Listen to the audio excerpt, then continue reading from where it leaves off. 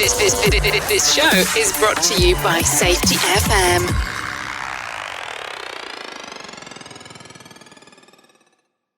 The following program is rated for mature audiences and may contain adult language, adult situations, and frank safety discussions. The names and certain details have been changed to protect the safe and the unsafe, but believe me, every item in here is true.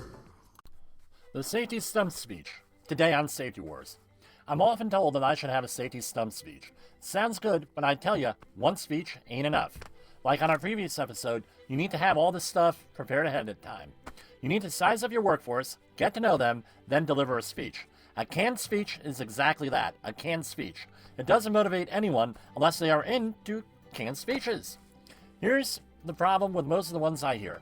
They sound great, but they're not believable at all, and usually they get very preachy. It's a common fallacy to think that what we find interesting, other people will. We think, well, what motivates me is what motivates others. It ain't true. I got whacked over the head because of this from one of my former ministers. So the lesson is, find common ground. Find out what motivates the workforce and tailor-make that speech to the workforce.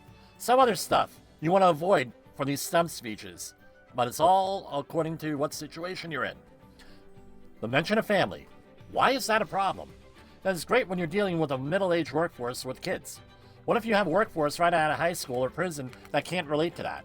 I work a lot of folks right out of prison.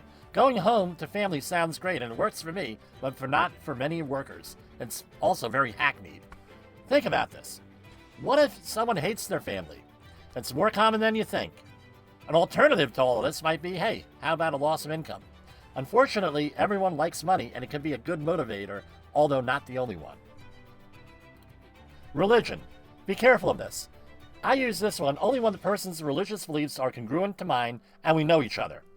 HR may have an issue with this, but for a one-on-one motivational talk, it might be just the thing you need. I did use a variation of the golden rule one time. I had one guy named Bogdan who did not want to work safely and told me, I am not the foreman.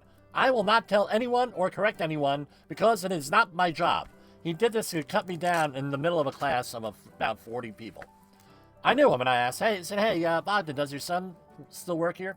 He had a 16 or 17-year-old son working for the company. A summer job type of thing. If he was doing something wrong that would get him hurt, would you want someone else to point that out to him? He said, yeah. I said, so, if you expect that of your coworkers, why wouldn't you want to reciprocate? These men or women are someone's son, father, brother, sister, mother, spouse, whatever. After this little speech here, he was one of the biggest supporters of safety and remains so today. The bottom line, find out what motivates your workforce and go from there. Again, I was prepared for this, and I had this prepared way ahead of time. Here is another situation I had to face many times. A normal stump speech would not work, and here I was pitting worker against worker. It's a very high-risk endeavor. I was hired to come in and help a company with a situation. They had a major catastrophic loss. One of the root causes, and I hate that term because it's for machines and not people, was that the corporate culture was against safety. C-suite wasn't against safety, at least to my face, but the workforce and mid-level managers were because of that servile safety person that I was replacing and the dictator that we always complain about. The fact was that they were looking at severe penalties from this situation. Lawsuits, OSHA citations, and a whole bunch of other stuff. So I led a couple of safety audits. We would call them learning teams today, and the vitriol, the hatred, and the negative comments I received were unbelievable.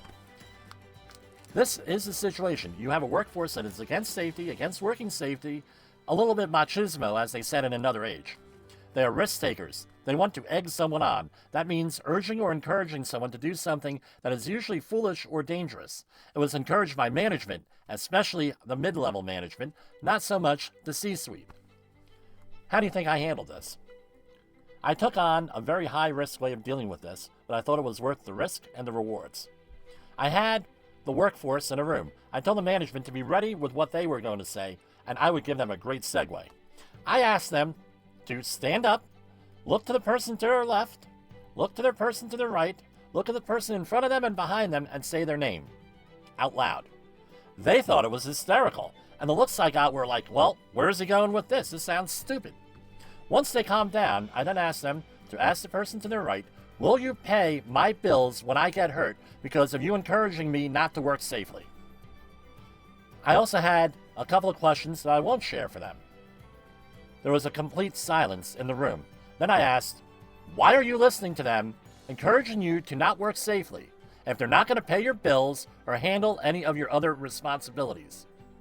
Does your coworker really care about you? Why are you listening to them when they are telling you to do stuff, that same stuff that caused last week's catastrophe and will likely cause another one? People were pissed, to say the least. But in me pissing them off, I gave them something to think about and talk about. And believe me, they're still talking about it. I said something that they could not plan for ahead of time. I did something that most people would not do, and guess what?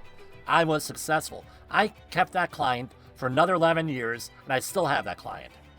The manager then gave the folks the talk that changed things, hopefully for the good.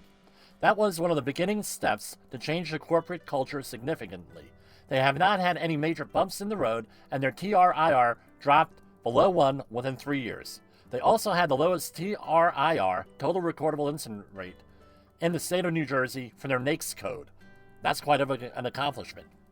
I still hear comments on that situation from almost a decade ago. The management said that no one ever had the balls to put them in their place. Eventually, most of the mid-level managers that allowed these situations to manifest were replaced. Others became better managers. You see, the Safety Stump Speech does not have to be a speech. Just an insightful, non-confrontational, non-wise-ass answer or comment, maybe a series of questions. Your world can change on a dime, and words mean things. Make sure they are the right ones. That's how we're going to win the safety war. For Safety Wars, this is Jim Posel.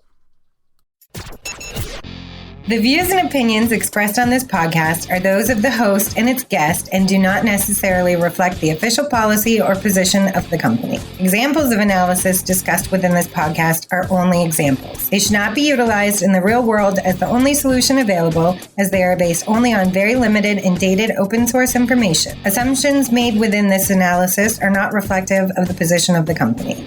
No part of this podcast may be reproduced, stored in a retrieval system, or transmitted in any form or by any means, mechanical, electronic, recording, or otherwise, without prior written permission of the creator of the podcast, Jay Allen.